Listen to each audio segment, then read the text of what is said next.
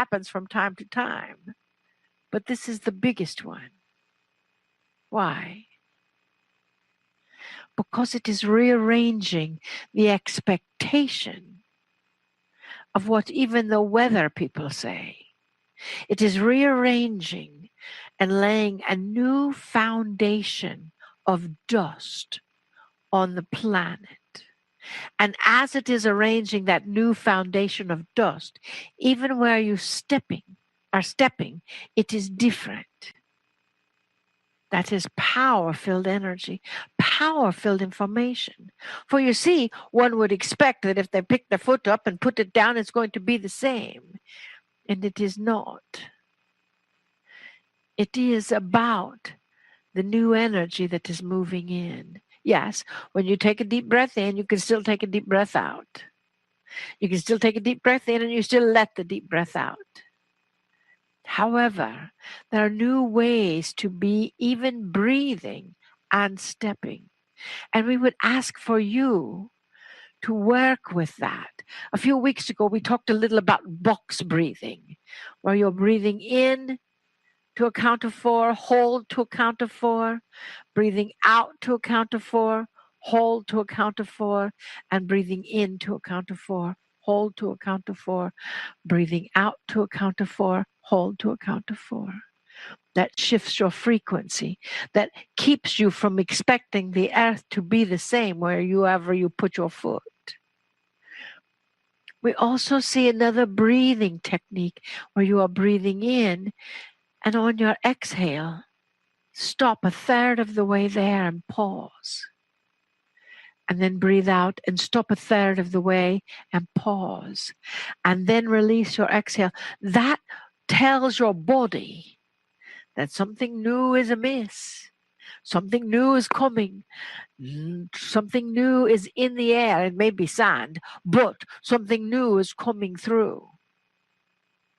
That tells your body, it's a little warning to your body that there is a new frequency that is here on this planet. It is a power-filled frequency. It is the new energy of love. It is the new energy of connectivity. It is the new energy of you, without the expectation that when you pick your foot up, it's going to go back down in the same direction. Because what it's putting back down is a little layer, maybe even invisible to your naked eye, of moving sand from the other side of the planet. Now, there was a time year ago, many, many years ago, that where we said, well, we take a deep breath here and they feel it in India, which is true. Now, you take a deep gaze here and you see the sand from the other side of the planet. That energy is not a caution for you to be afraid of what is happening. It is the energy of following that plume, following that flow of the vibration to see the newness that is you. So, dearest beings of light, what is the newness that is you? What can it be? You have received all of the teachings today, and tomorrow you must receive all of the teachings tomorrow. And if you're not there with us tomorrow, why not? Or Monday, why not? For you see, this is your time to acknowledge in the very cells of your field the newness of the new dimension.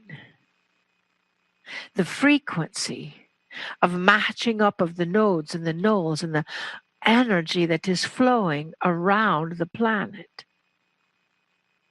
There was a teacher many, many years ago, Simon Peter, we believe his name is, that drew ley lines, new ley lines. Those ley lines are now coming to pass. Then it was considered maybe science fiction. These are the times that science fiction was written about. And you dearest beings of light, volunteered to be here at this time. You said, pick me. I want to go down to earth at this time to see how those changes are handled, to see how that frequency of anxiety transforms into the frequency of benevolence.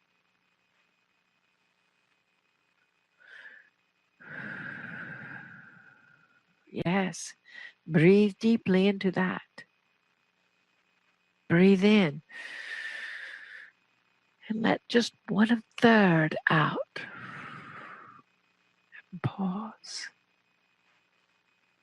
And 1/3 out. And pause. And 1/3 out. And then breathe normally. What happens in that moment of pause? Where are you? Where is your brain? Where is your mind? Where is your energy? Where is your frequency? Are you saying, oh no, am I ever going to breathe again? No. You're just taking a pause of presence. You like that, eh? A pause of presence. And with that pause of presence, every cell in your body, every cell in your field, if you haven't seen the movie The Field, you should, every cell in your field is becoming present. And watching the plume of the Sahara Desert through the energy, watching the flow of the sands of time as you would, moving through this universal pathway. That is what is happening on this planet. There are things happening right here, right now, that have never been experienced in the history, the thousands of year history of this planet. And you are here to see, sense, feel, hear, know what is being experienced. So are you experiencing that anxiety?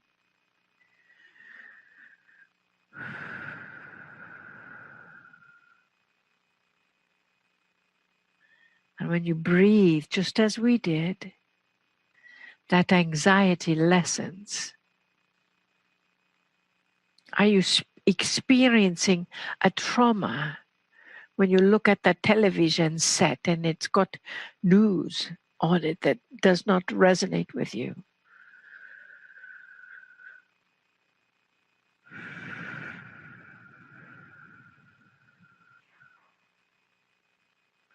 You are learning to see in a different way. You are learning to release your expectations of the way you believe things ought to be, because there is no ought to any longer. Instead, there is truly here and now. And the only ought to is that plume of energy that is naturally moving round about this planet to cleanse, to heal, to shift your expectations. You know, when you stand on the sand by the sea, that the ocean can come up and the sand actually moves underneath your feet. That is what is happening now.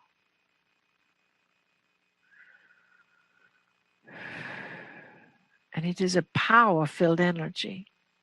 And that is why there are so many channels in the world. That is why we nudged our vessel Maryland. That is why Kryon and Lee Carroll nudged our vessel Maryland to teach that, to share the techniques, because it is time for you to receive your information, because your information is what is the evolutionary path of this planet. So breathe in. and release 1/3. Pause. And 1/3. And pause.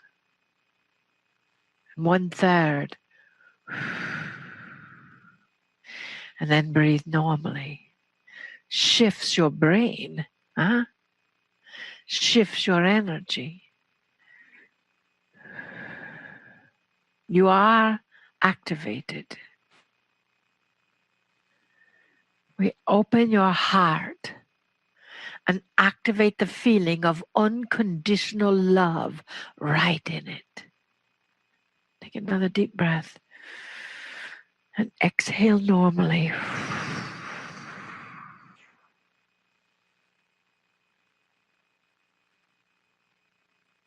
That is how it happens.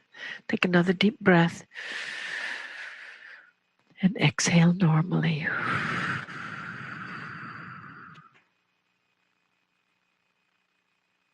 You see,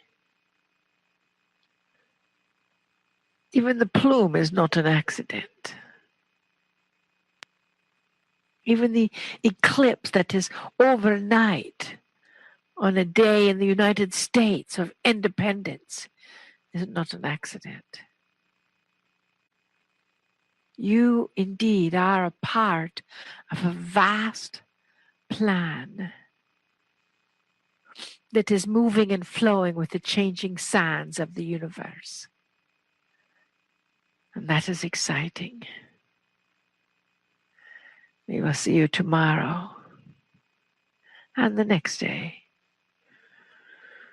because we love you so much. We look into your hearts. We look into your soul. And we see you. We see you with divine love. And we are honored by your courage to be here now in these times. We love you deeply. And we bid you namaste. Namaste.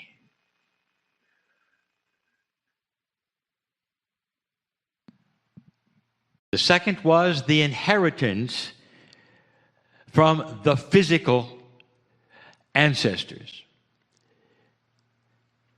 That is also 3D. The third was what we will call the Akashic template, which I will discuss tomorrow. And the fourth, just consciousness, which we'll also talk about tomorrow. Again, we say to those perhaps who have just tuned into this number 2, that there's a place where all 4 of these exist, so you do not have to wonder where the rest of them are.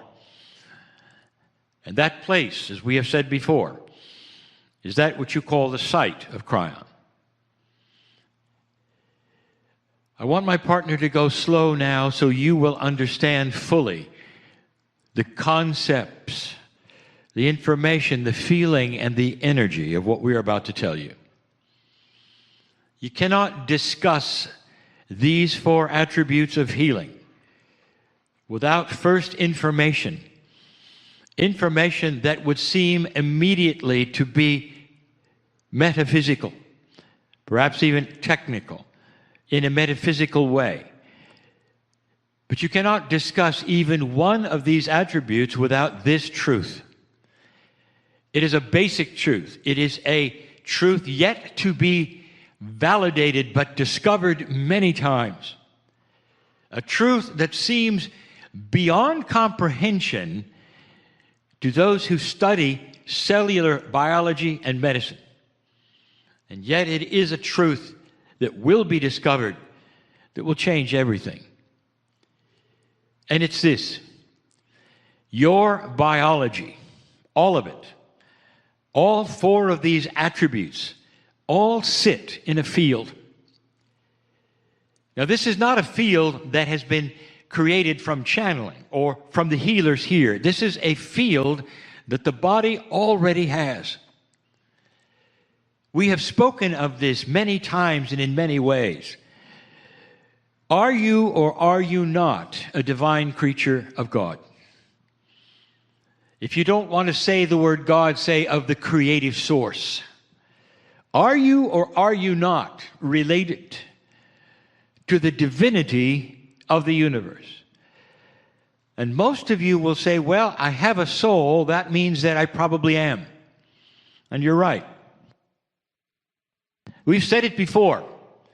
Most of the planet believes in the afterlife. Now, this means there is a strong belief that comes from innate, that says that after you die and perish in a biological form, there's something that remains. And that something you can call whatever, a soul, and that something is still you in some way, a consciousness something that is not in the body. This is the clear and constant, unanimous thinking of most of the planet. Over 80% of you believe in the afterlife. This 80% means that most of Earth understands you have a soul. Now, what does that mean to you, really? Honestly. If you want to go back to the ancients and the teaching and the training thereof, the soul also resides loosely in a vehicle called the Merkaba. Now, that is a Hebrew word that loosely means to ride. The human soul rides in this Merkaba, which has been described as a field energy, a bubble, approximately 8 meters wide. This is ancient information, known for a very, very long time. And it's something that describes this field that you sit in. Indeed, is that field three-dimensional? Is your soul three-dimensional? And you would say, oh no, the soul must be multidimensional, and it is. Some even say quantum. Follow my logic, because, dear ones, this is the crux of everything I'm going to teach in these 4 lessons in healing. And that is this. Your body sits in a field of unity. And that means that one thing affects another, affects another, affects another. Is it possible that even the chemistry, number 1, of your body has multidimensional attributes? This was actually shown and proven many times over by those who asked that question and dared to test it. One of the first, almost 2 decades ago, was Vladimir Poponin, a Russian scientist who decided to use photons of light in an experiment with DNA. And in the DNA's field, he watched those photons of light do things that they were never supposed to do. He realized that what he was seeing is light, which is multidimensional. It can be in 2 places at the same time, interacts with human biology as though biology was interdimensional as well. He saw it. Others have seen it. We teach it. So the first premise of everything is that your biology, your simple chemistry, your DNA itself, has multidimensional aspects and attributes. So if this is so, it means that even the chemistry layer, even the 3D layer number 1, that the doctors will push and pull on with the chemistry of the day, of the drugs of the day, even that is multidimensional. Let me ask you, are you using any multidimensional tools to react with that chemistry layer? Your medicine isn't. It's using 3D to push on a multidimensional source. And the result I told you this morning is that there are side effects for every single push. No matter what you give this body, there are side effects, except for one thing. Something else you've discovered You discovered it hundreds of years ago, and yet you've never developed it into a common truth. And here it is. You've discovered that you could give tinctures of instruction sets to the number one layer of chemistry without side effects. Instruction sets that were so tiny in their chemistry that even though you have chemistry pushing on chemistry, the body saw it, recognized it, and obeyed it. Obeyed it, meaning this: you give it an instruction and it obeys. You have a headache, you give it a tincture called homeopathy. The body cannot actually see that as chemistry, but it sees it instead as an instruction. Do you get that? It does not see it as chemistry. It sees it as an instruction, and the headache leaves. There's something in your chemical body called the smart body, innate. This is part of the chemistry, built in. It's the smart body because it is used many times by even the physicians who understand kinesiology to test what you don't know about yourself. The smart body will work with muscles, giving you information that never could be given any other way. Suddenly, you're opening a door even to layer number one that says, look, the basic 3D chemistry isn't 3D.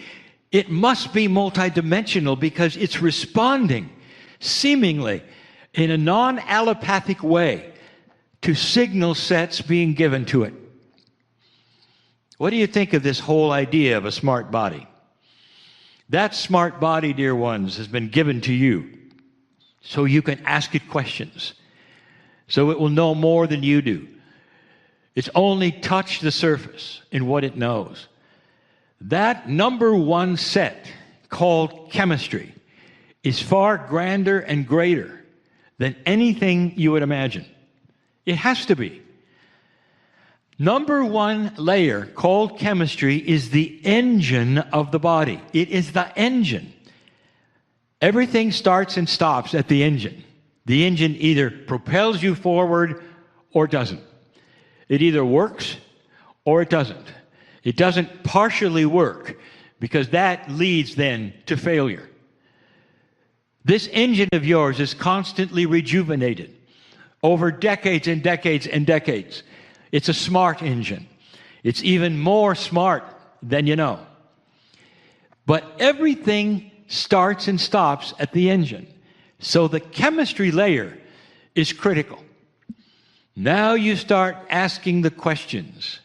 What is it that you could do to give instruction sets to the basic chemistry engine that would change it?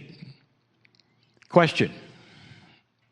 To those who work in homeopathy, when you give a tincture, a remedy, to a human being, and the human being then is cured. Question, can you see it in the chemistry? Does the microscope reveal the cure? The answer, yes it does. Indeed. Yes it does. Because the engine is the engine. The chemistry must change in order for the healing to have occurred. So if you give a tincture for an immune boost, for instance, something that is supposed to make you less susceptible to disease, if you tested the human being, would you see an increase in the white blood count? The answer is yes. You see, homeopathy works. It changes the chemistry. Against all things that you might expect, homeopathy is the key to the understanding of instruction sets that change the chemistry physically in the body. So everything I'm going to talk about in that which is the healing would change the chemistry. It has to. That's the engine. Do you know people who have had cure from disease? Do you know people who have had a remission to the extent that disease is gone. Do you have any friends who might have had a divine healing? And if they had a divine healing, quickly, if you look at their chemistry in a microscope, does it change? And the answer is yes. You see, the divine healing changed the engine. So the chemistry, layer one, the engine of the body will always react, will always change with the instruction sets that follow. Up to now, your instruction sets, dear ones, have been pills. And those pills aren't really instruction sets. They're reactionary. A chemical pushes against a chemical to cause another chemical to change, and in the process, many change. Because you see, there is a unity, a field. When you change one thing, other things move and other things change. Now, in the allopathic number one layer of chemistry, that isn't so good. But let me tell you something. If you give the right instruction set that doesn't push against chemistry but changes the reaction, there is no side effect. It's a cascading healing. Remember that word. A cascading healing, where you give an instruction set for the body to strengthen itself in one way, and it strengthens itself in all ways, because that is the way the engine works. When you give the engine a certain kind of chemistry, if it's your car, you give it certain kind of oil or gasoline or whatever it is, that's not all that gets improved. It runs better, it acts better, it lasts longer. There's no side effect. So what I'm telling you is this. You're going to develop instruction sets that create cascading healing, not chemistry that pushes against each other and has side effects, but chemistry that changes its reaction to itself. Chemistry that changes reactions to itself. Kryon, what are you talking about? Ask the person who had the healing from cancer. What did the microscope show? And they'll say, doctor said I'm free of cancer. So you mean it's not still there and some divine angel is sitting on it? You say, oh, how silly of you to say that. Well, what else would have happened? Of course it changed the chemistry. You wouldn't be alive if it didn't. I want you to get the point. Everything we're going to talk about changes the chemistry, but it changes how the chemistry looks at itself. Enter layer two. Layer two, your inheritance. If you're a three-dimensional thinker and you don't want anything to do with this message, you're going to say, genes are genes are genes. You can't change them. And they will always be there. And if you have a propensity for disease that your sister had, your mother had, your father had, it remains. It's there. It changes your cellular structure. It pushes upon it. Propensities are that way. Propensity meaning you're going to get it. Chances are it's going to push the chemistry into disease like it did your relatives. So the inheritance, very three-dimensional, is looked at with all of the chemistry by all doctors to see what are your propensities to catch these certain things or to develop these certain things. What did I tell you when we started? You sit in a field where everything reacts with everything. You've already discovered that homeopathy is a signal set which is not really linear, is it? Because you're not giving chemistry other chemistry, you're giving it a tincture. So many parts per million that are so minuscule, it couldn't possibly have a chemical reaction. And that is proven. So why does it change? It changes because it saw the instructions somehow from a source that yet you have yet to understand or discover or really recognize its importance. What if I told you this? There are signal sets that can talk to the inheritance part of your body.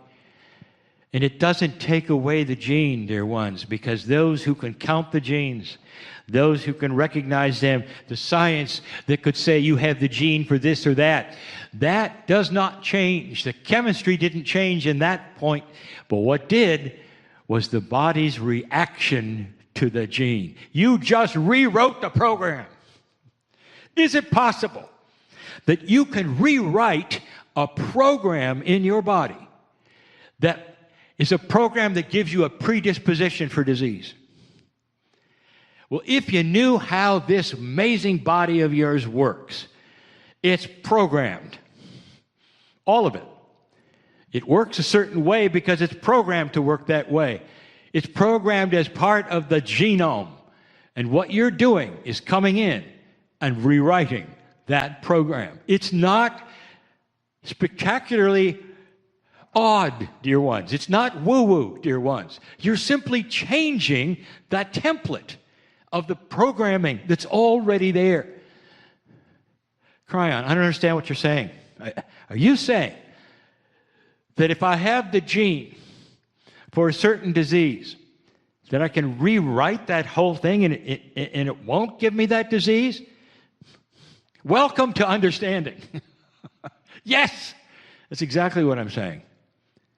So even within the first two layers, there's miracles. I haven't even touched on the woo-woo yet. I haven't got to 3 and 4. That's tomorrow. Just the first two. Just the first two. Have miracles waiting for you to discover. Yes, you can rewrite. How do I reprogram? Kryon, tell me, what is the process? What do I go through? For 31 years, I gave you the answers. Book after book, channel after channel. It's all there. It starts with your belief. What you cognize in your brain becomes your reality. Adironda, who was channeling before me, they said the same thing. What you imagine, you can create. What you think changes outcomes. We have said this so many times, and now that is even becoming the reality. Some of science is even starting to see that those who would imagine they're always sick become sick. And those who imagine that they are always well never become sick. And they say consciousness must therefore play some kind of part of health. Welcome to understanding. Oh, it doesn't play some part, it plays the whole part. We haven't got there yet. That comes tomorrow. You first have to believe you can. Those who say, oh, I think I'll try it, nothing will happen. You don't try it. If I tell you that gravity is going to take over when you jump off a bank of a river and to go into the water, do you say, really? Really? I think I'll try it. You don't try it, you go into the water, you see? You have to cognize it, understand it's got to be yours. You have to work on yourself to the point where you say, I am a creature who is quantum. I have the ability in this soul of mine to sit in the field and work with my own chemistry. Affirmations come into play, dear ones.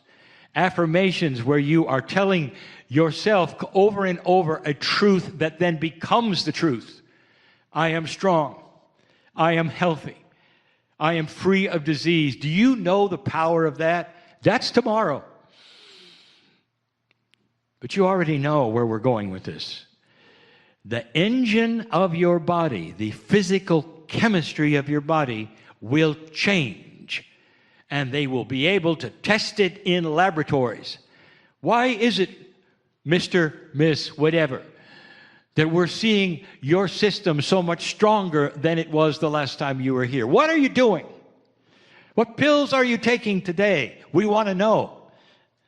And if you say it's the pill of belief, it's the pill I'm taking now of taking charge of my own body.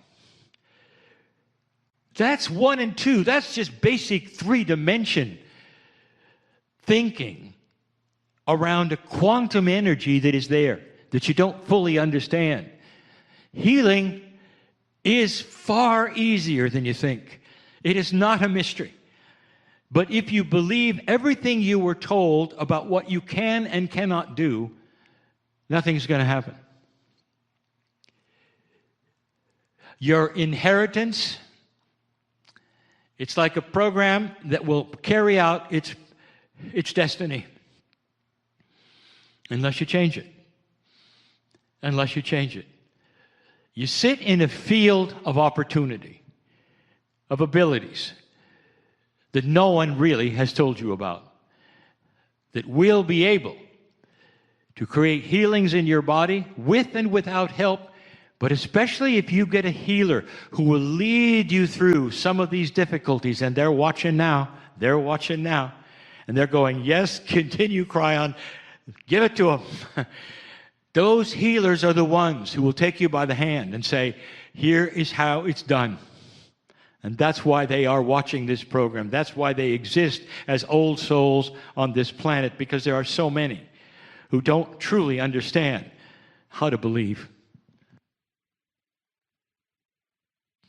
What do you do, human being, when all your life you're told something is a certain way and suddenly you learn that's not true, or that may not be true, or there could be another way? What's your first impression? It's walk the other way, isn't it?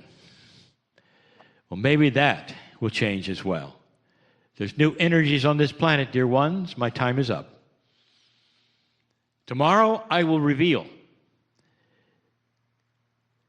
that which is layer 3 and 4 and tell you more and more about some of the real true power of the ability to change your chemistry in your own body.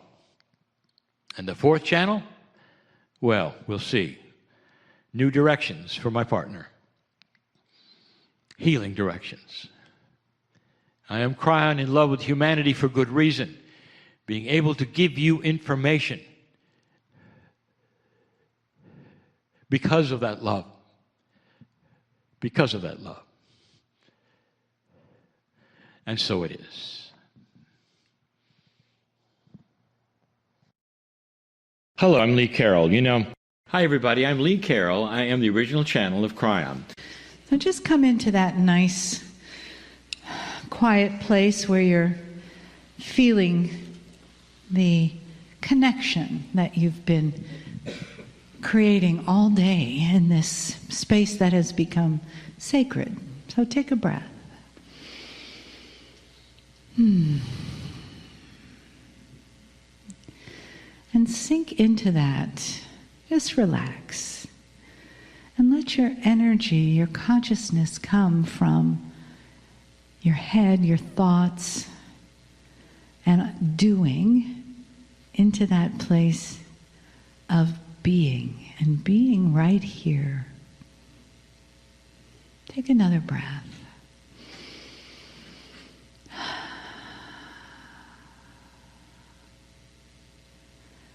And as you breathe, feel your heart. Just feel your heart. There it is, doing such a wonderful job of keeping you alive, but also connecting you with a field of compassion and coherence that's created as we are here together for ourselves, but also for each other, for this family, for the space that we hold for each other, and the place that we get to together. Because it does take a village, it takes a family to create a sacred space and to hold it for each other. And to bring the energy of the divine here, right here. In whatever way you experience that, we experience it together. And take another breath.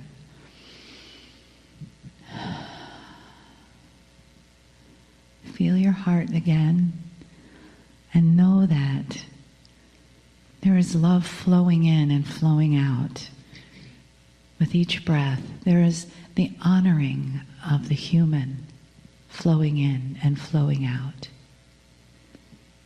And there is the information that's so lovingly and beautifully given to that heart and your soul from Kryon.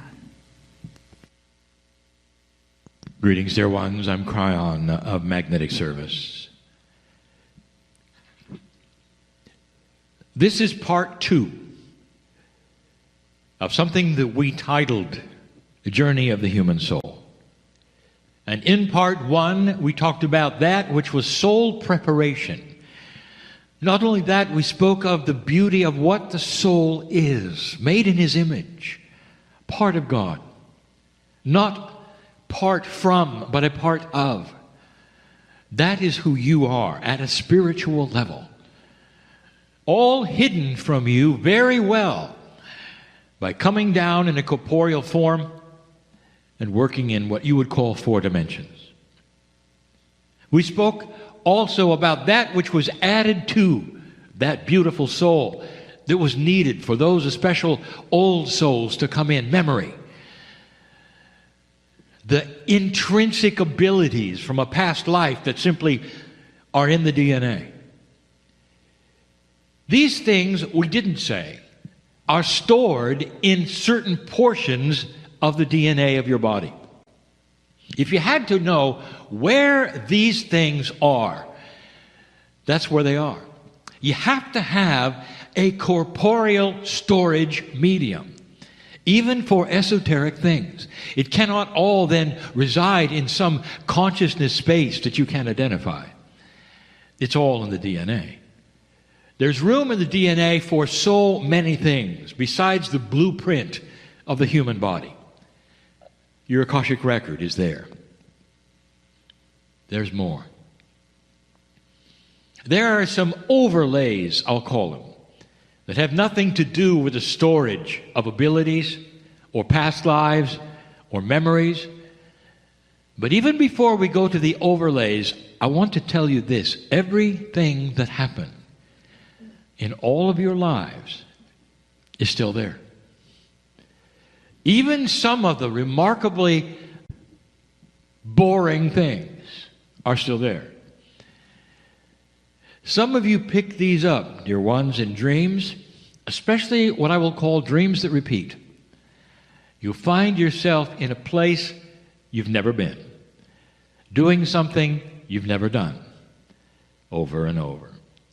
This is classic memories of small, detailed things that made a difference somehow in a past life.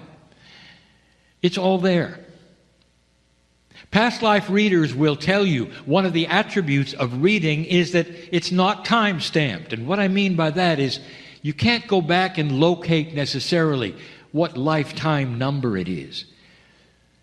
You might analyze where it was in history by what you feel you might have been wearing, but that's it. So the Akashic memory, called the past life memory, is not arranged like a library. It's not numbered. You remember energy. And the energies come to the surface that are most profound for you now. And in this new energy, I'll tell you, the ones that come to the surface, an old soul, are shamanic memories. You're starting to remember wisdom. The entire basis for the sisterhood, as you know it,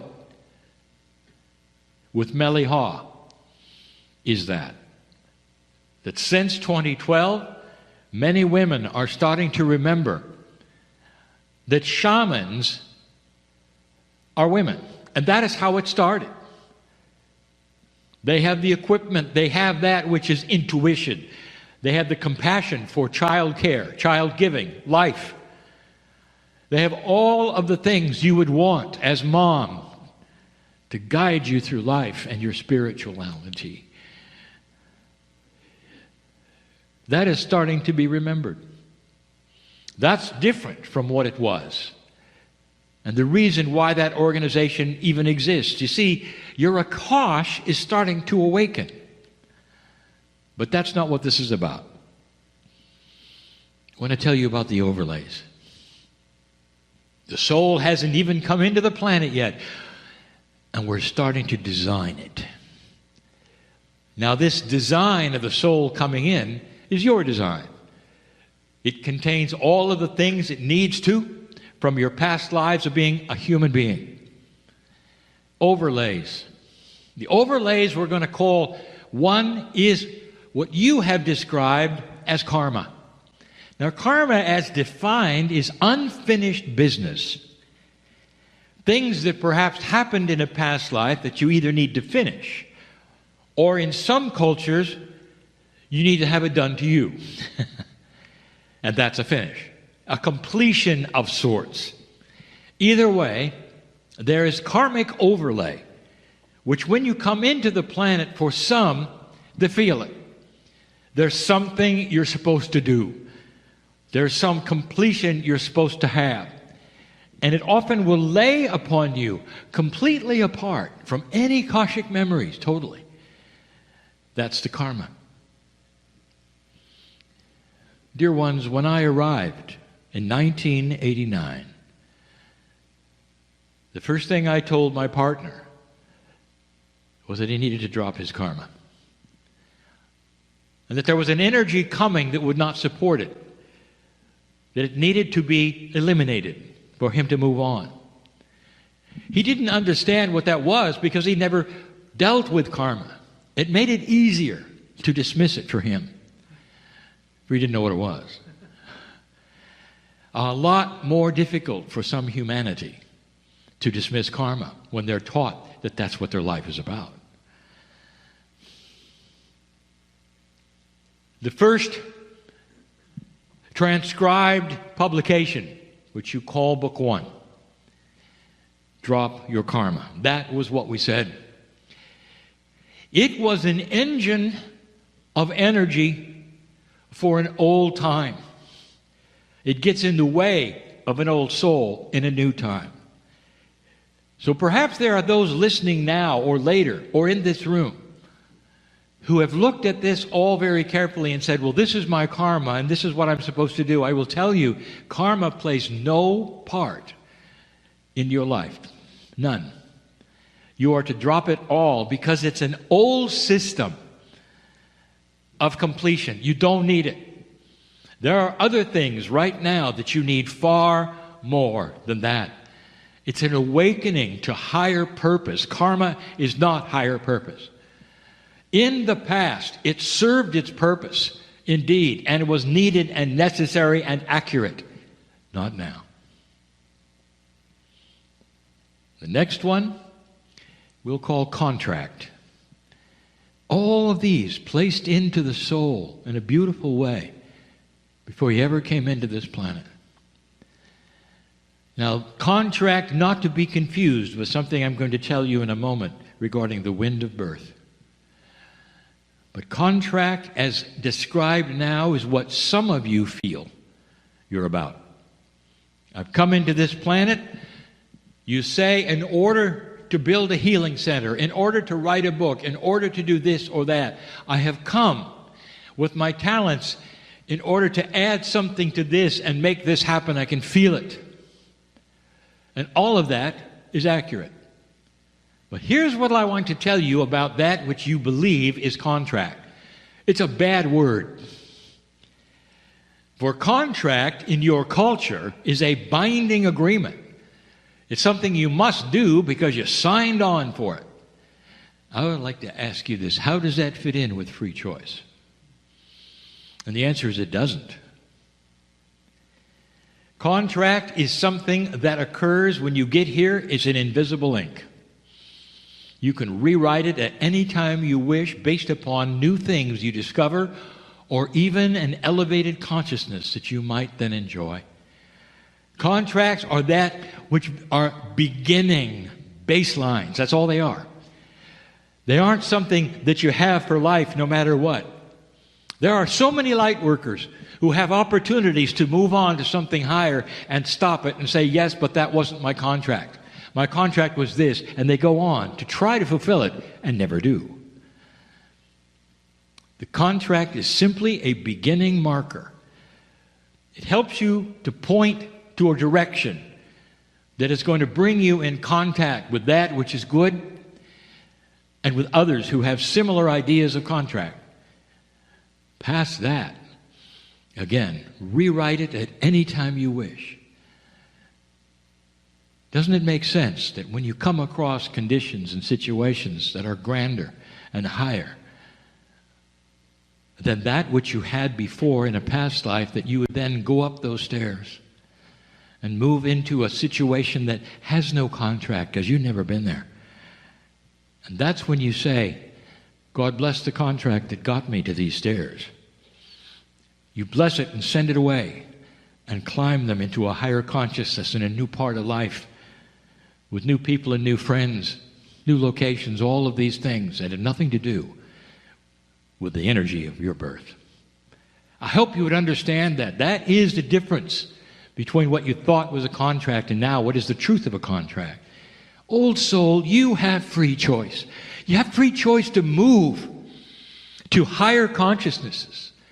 You have free choice to change your ideas of what this planet needs, where you fit in, and not be a slave to something that you felt in an old energy that you felt was you. Because that which is you can be redefined completely by you at any time you want. Anytime. We gave a dramatic demonstration of this not too long ago.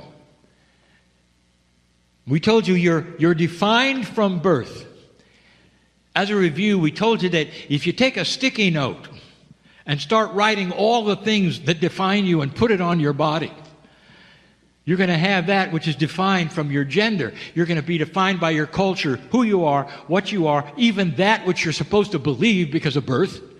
That which your parents taught you, that which your instructors taught you, sticky, sticky, sticky, sticky. That's who you are. And you walk around with all the sticky notes and everybody reads them.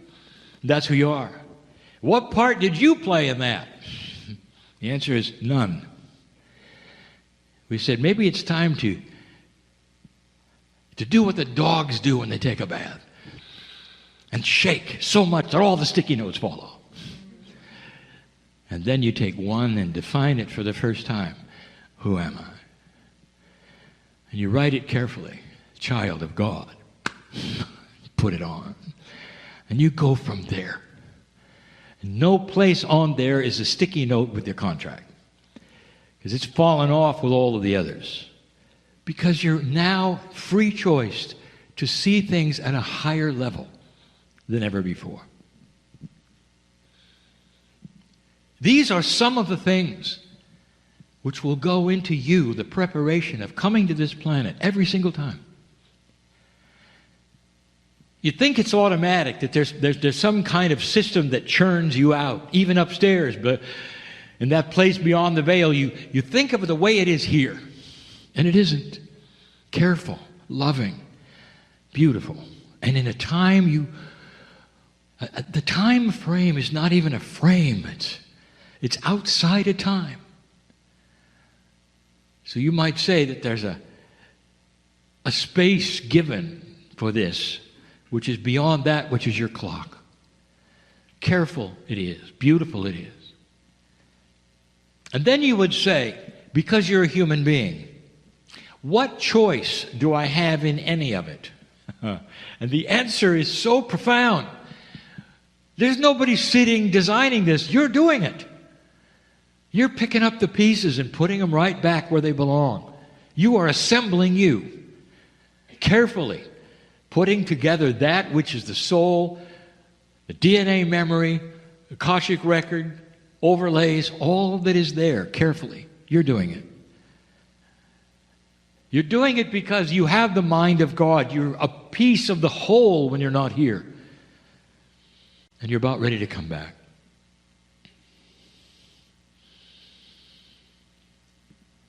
This is where it gets complicated and magnificent.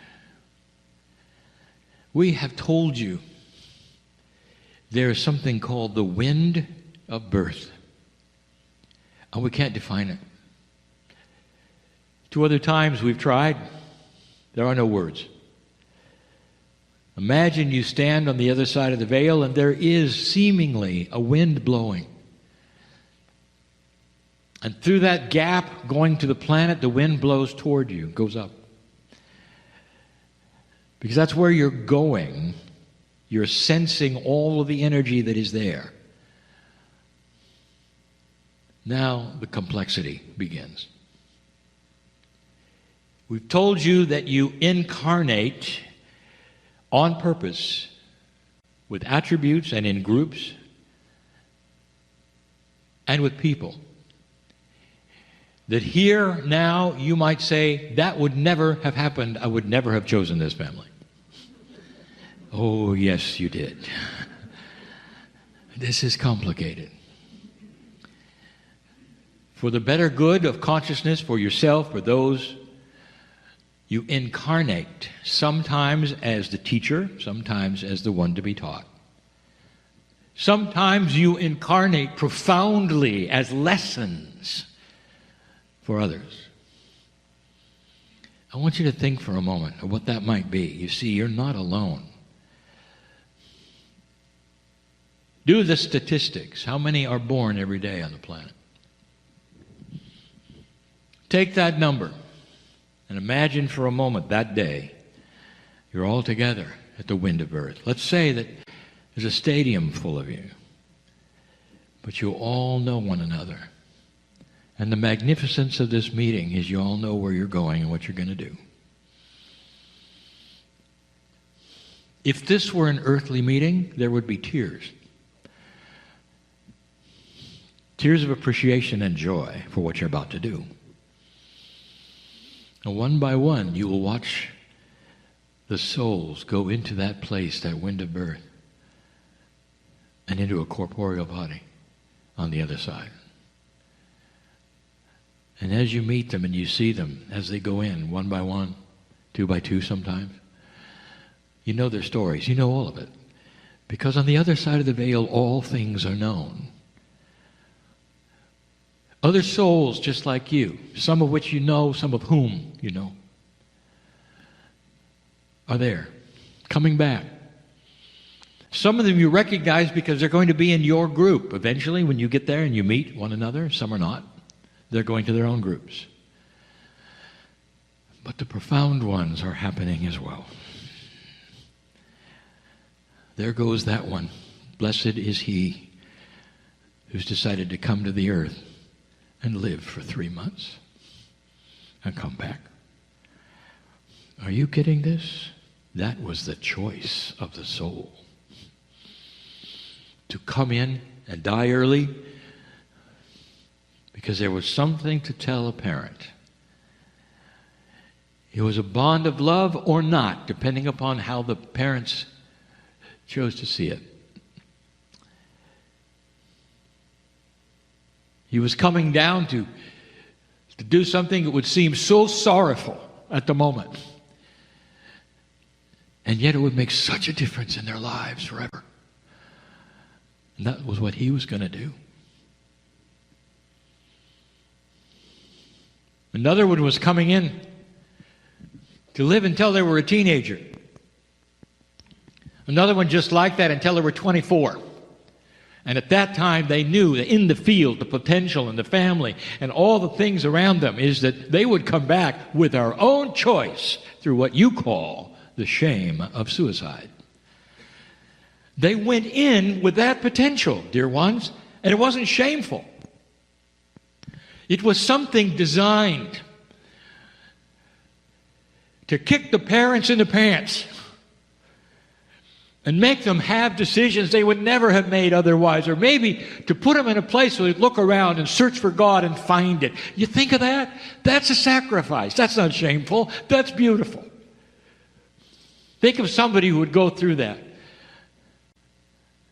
and think, this is going to change the life of my parents.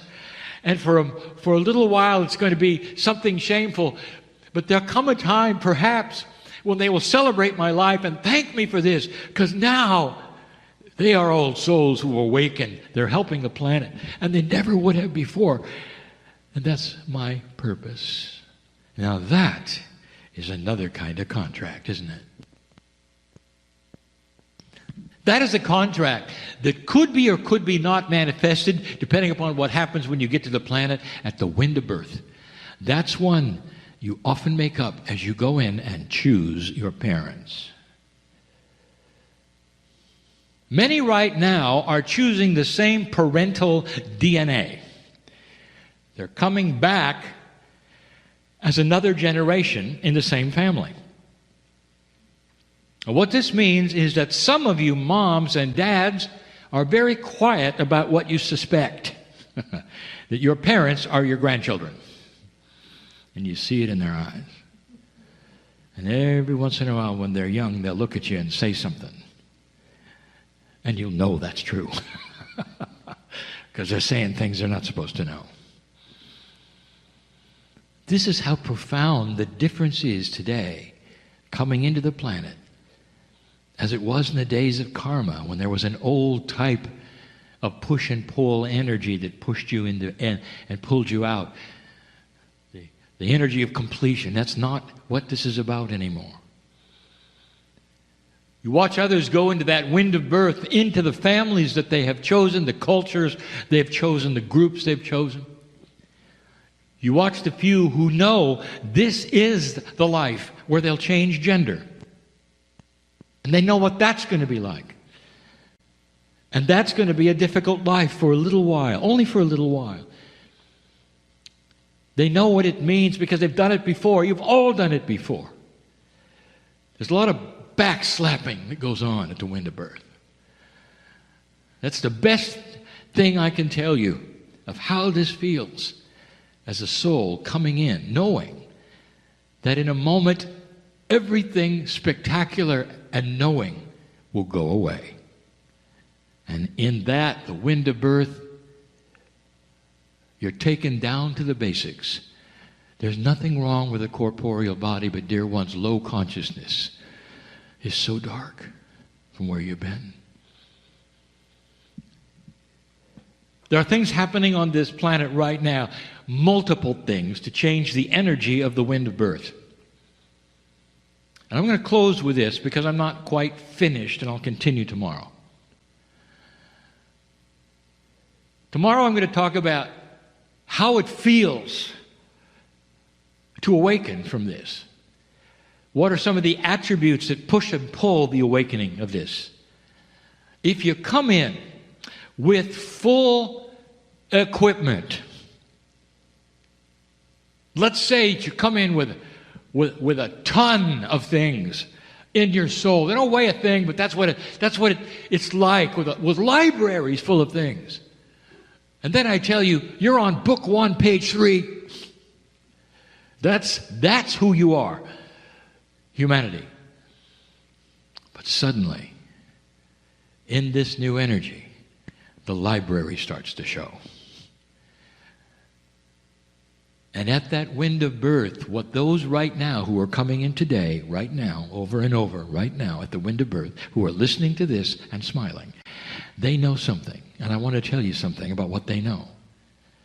Is that when they arrive on this planet and start to grow up, almost immediately they're going to remember things they never remembered before.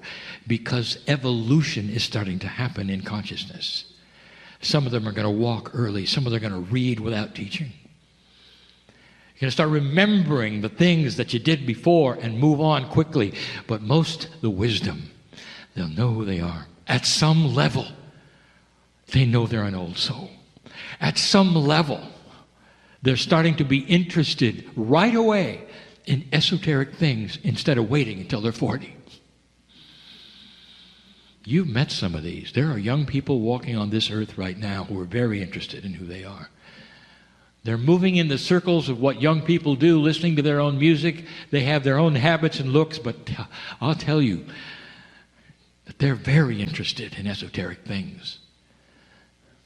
They've made some interesting decisions, not to go to church, not to have children for a while. They're looking at things that you never looked at that way. that perhaps your children never looked at it that way. These are the new human beings, starting to act differently, socialize differently, come to meetings like this differently. That's who they are. It's happening now, right now. It's going to happen with you as well. Old souls will pick up where they left off. You will not have to learn all this again. And that means that all the mistakes you've made, you'll never make again. When you come back fresh, young, ready to go, and wise, it's a different life, dear ones. And that should make a difference to those of you who said, I'm never coming back. Yes, you are. Oh, yes, you are. But fresh and new and with the wisdom, right now, I'll tell you how you're feeling, old soul. You're tired. You're tired of battling the old energy for all these years to get you to a place called 2012. And now you go into another kind of battle, and that's called change. You're tired. Live your years, but when you come back at that wind of birth, I want you to hear my words again, and you will. When I say you're going to have a smile on your face, and you're going to say, is it my turn? Is it my turn? Is it my turn? Is it my turn? You want to come back because you know this is going to be fun. What you know is spectacular. And you've never, ever been born with this kind of consciousness, remembrance, before, ever. You'll go right to that which is compassionate and makes sense. You will epitomize and define new human nature. That's who you are. That's the wind of birth. There's more. All the things that you might suspect that you always wondered about. At the wind of birth, that is where the decisions in the now are made about families and groups and genders, not some other time. You cannot say right now, I'm coming back as. And the only differences are when that is going to be something that's going to change the planet and you know it. There are a few who know what they're going to do when they get here, who know where they're going because it's part of an extension of now and what they're doing. You're in training for what's coming. Not all, but some. So it is complex, is it not? That which takes place in a reality that you cannot imagine, that you cannot extend your mind to believe. And all these metaphors that we've given you are so you can see it kind of in your mind's eye, kind of. But I don't want anybody to miss this. It's not an apparatus, a system.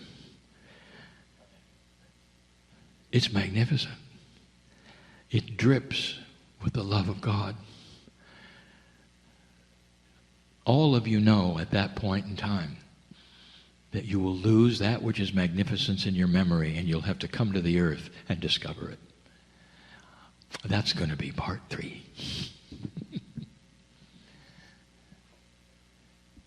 I tell you these things, whether you believe them or not, because I want to point out how magnificent you are and what goes into you, every single one coming to the planet. And how you look at things, perhaps, even while you're here, and wonder how they happened, or why me, or why now. And you start to recognize and realize there's purpose for everything.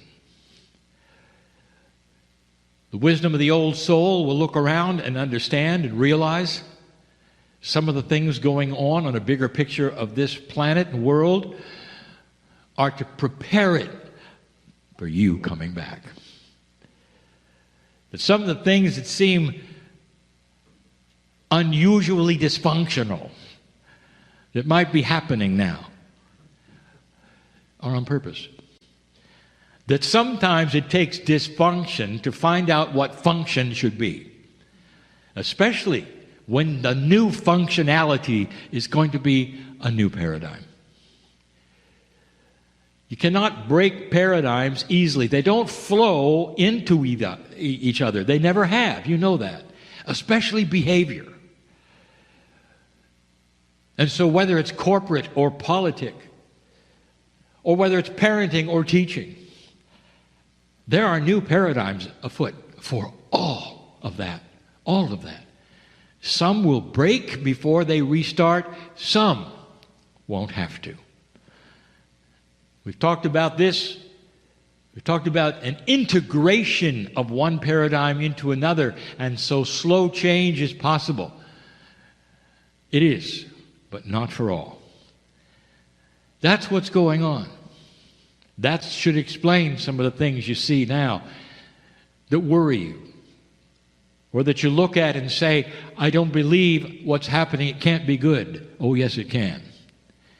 If you look at it from the perspective of an old soul who's here many, many times and will be here many, many times, it's just right on schedule. Because the new paradigms that will result from the dysfunction today will be needed for the new earth. Old soul, this is why you're here. This is why you're listening. This is the new human. All of these things, again, I tell you, so that you'll be aware of the care that goes into you. I hope your self-worth has been bolstered just a little by the knowledge of that piece of God in you being part of the whole. You know what God looks at you and sees? God sees God. More than children of God, part of God. That's who you are. I'll be back. We continue. And so it is. Hi, everybody. I'm Lee Carroll. I am the original channel of Kryon.